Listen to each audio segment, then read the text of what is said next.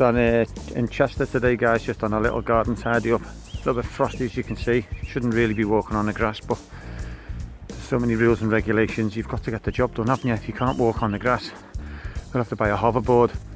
So, I mean, actually the moss, this is the first time we've been at this garden, so it's not a maintenance or anything like that. But we have talked to it about getting the moss out. You can't really see it now because of the frost, but that definitely needs sorting out.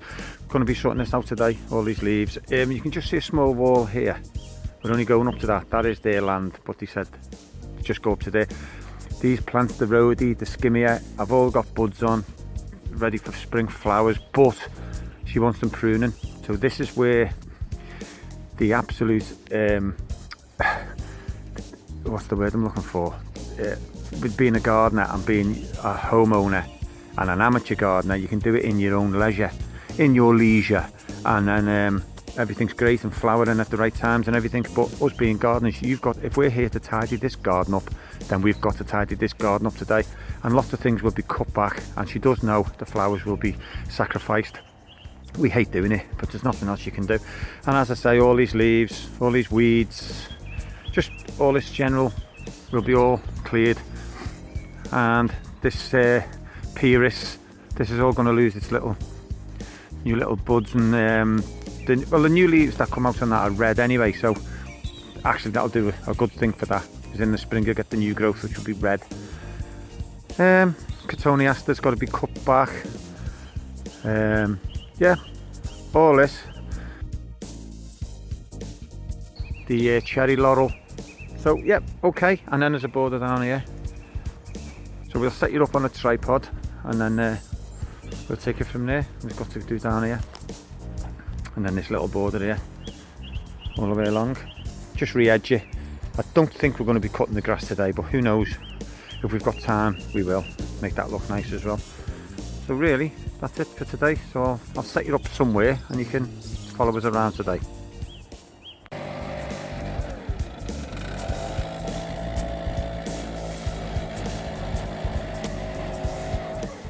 So we're just going to start off, just giving it a good blast, get rid of the leaves, so it just leaves a clear space for us to see what we're doing.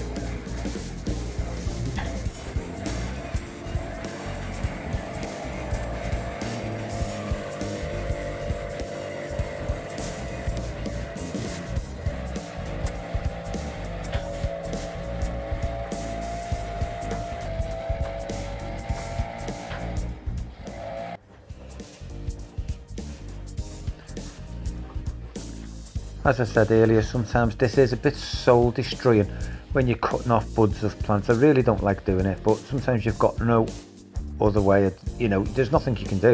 If you want something pruning, you've got to prune it.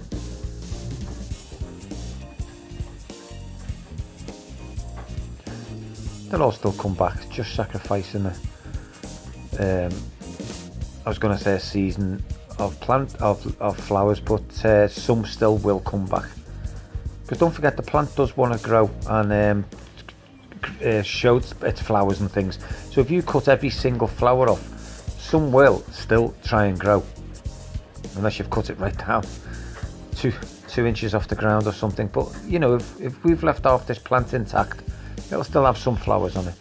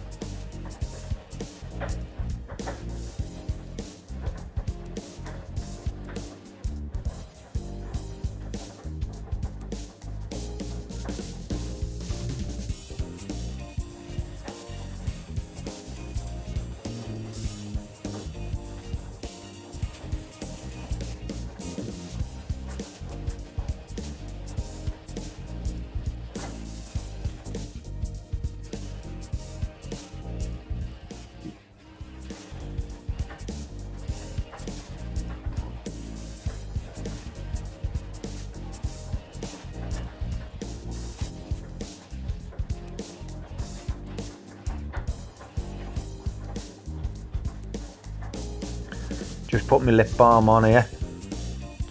Just keep my lips from chapping because it's a bit cold.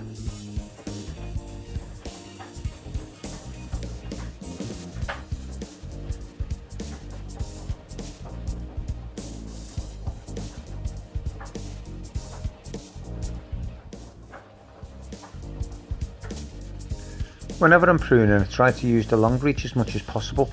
I have got a shorter set of shears, you know, but petrol shears, but I really don't like using them. I'll use these as much as I can. In fact, I don't think they're on any of the videos. That's not to say we won't use them. I just prefer not to use them. I like to throw these round as much as I can. Quite versatile, considering they're so long. As long as you can articulate them and get them into a smaller area, then they're fine.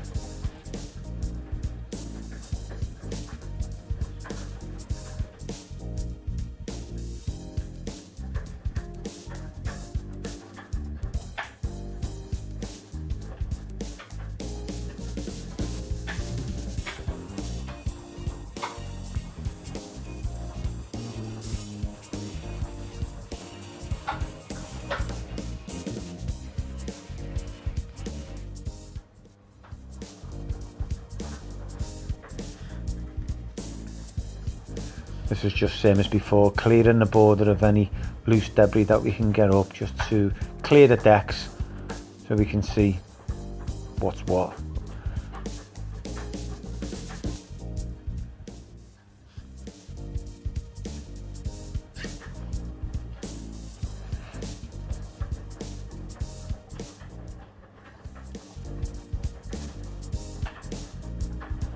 I'm using this little, I think they're called like little hand cultivators.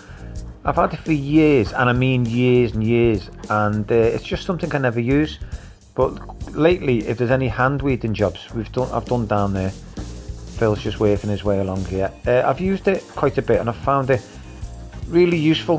The likes of this now, well, it's there's like forget-me-nots and bulbs and things like that. I'll drag it through, and again, if any are loose and they come out, then so be it. We don't want to keep every small little plant in. I mean, there'd be too many anyway, even if you did. So if any are loose, then, you know, the weakest goes, I'm afraid. And this is, you use it to get, I don't actually know the name of it, to get dandelions out and things like that out of a lawn, like a lawn weeder. I find it really good if you're doing close hand weeding. I use that a lot. It really is good. So yeah, those borders, I'm afraid, they're just on your knees, and it's just one of those jobs. There's that many bulbs and small little plants that are going to be staying in, then you can't use a hoe or a fork, or sometimes we use the mattock. But yeah, it's just a case of getting down and getting on with it.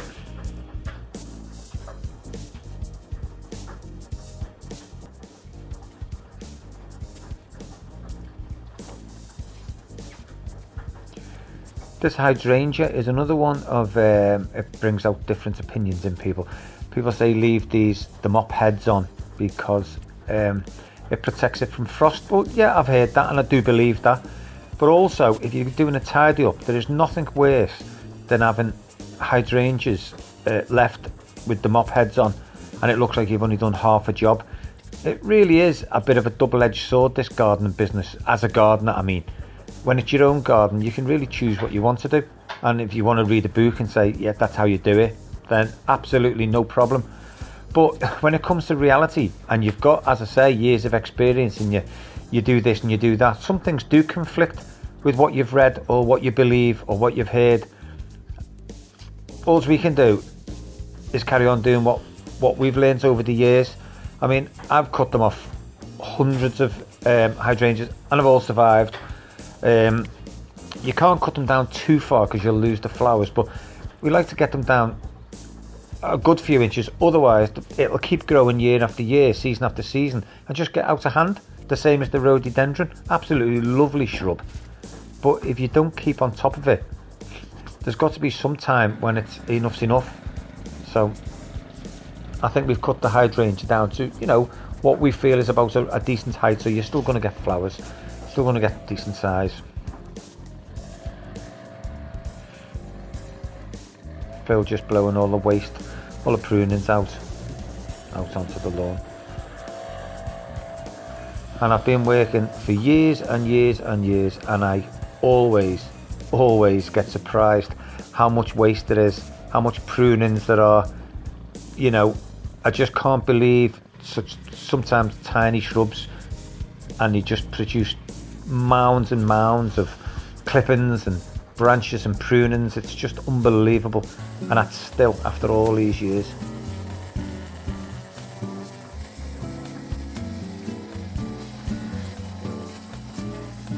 Just neatening up the edge here before we throw the we're going to use a cultivator, which is the long handled 3-claw, like I was using the small one before.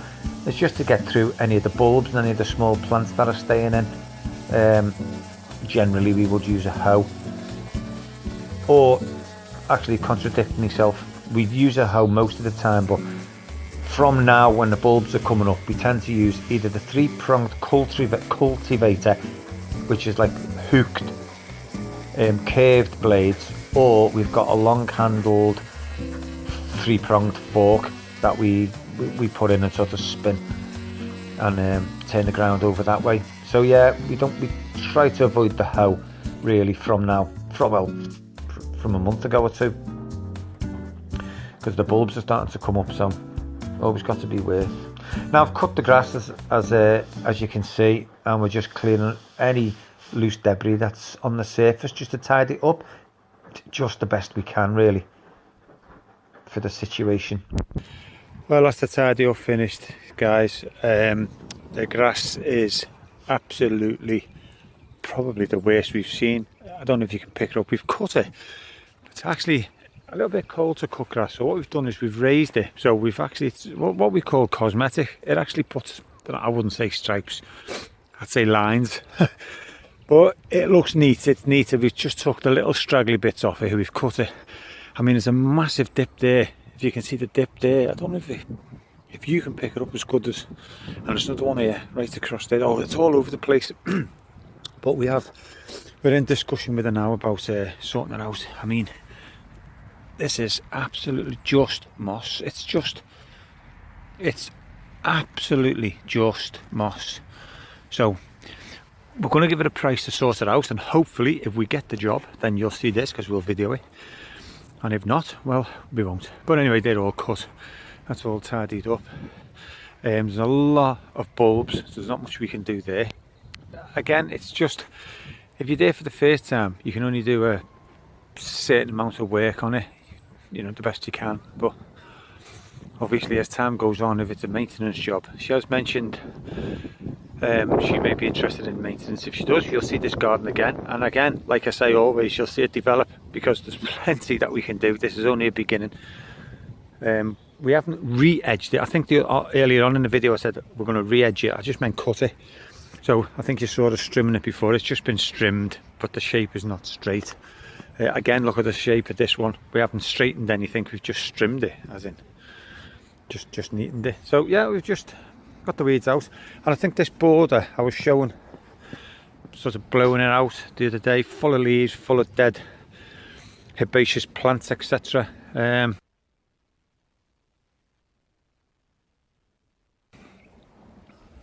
Actually, I just spotted something to some bamboo there. She did say she wanted that out, so I shall go and get me spade now, and we shall take that out. So yeah, hopefully if you do see this again, it means we've got it as maintenance, and if you don't, thank you very much for watching. Hope it's been of interest to somebody, and please press the like button and subscribe to us. Thanks very much, and I'll see you on our next video.